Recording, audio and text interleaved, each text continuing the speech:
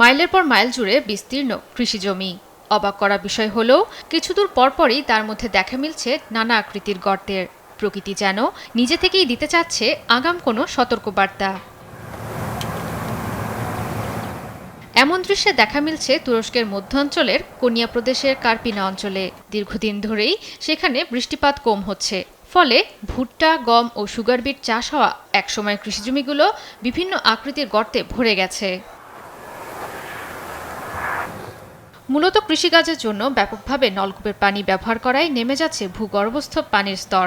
ফলে মাটির নিচে ফাঁকা জায়গা তৈরি হচ্ছে, পরে ধসে পড়ে তৈরি হচ্ছে গর্ত। এতে নষ্ট হচ্ছে আবাদি জমি।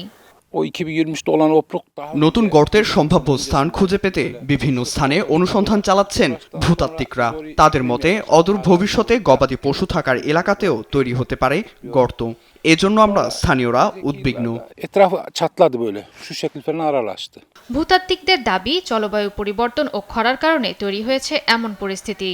Şu anda 660-670 civarında obruk var. বর্তমানে কেনিয়া অববাহিকায় 660 থেকে 670টি গর্ত আছে। এগুলো সরকারি ঝুঁকি ব্যবস্থাপনায় নিবন্ধিত। ছোট গর্তগুলো এর আওতাভুক্ত নয়। 2000 সালের পর থেকে উদ্বেগজনক হারে বাড়ছে গর্তের সংখ্যা। Sayılmadığından ইতোমধ্যেই গর্তগুলোর চারপাশে লাগানো হয়েছে সতর্কবার্তা। গর্তগুলোর ফলে হুমকির মুখে পড়েছে তুরস্কের কৃষি উৎপাদন ও খাদ্য নিরাপত্তা। টেকসই পানি ব্যবস্থাপনা করা না হলে পরিস্থিতি আরও খারাপ হবে। জয়া সরকার, নিউজ ডেস্ক, দেশ টিভি।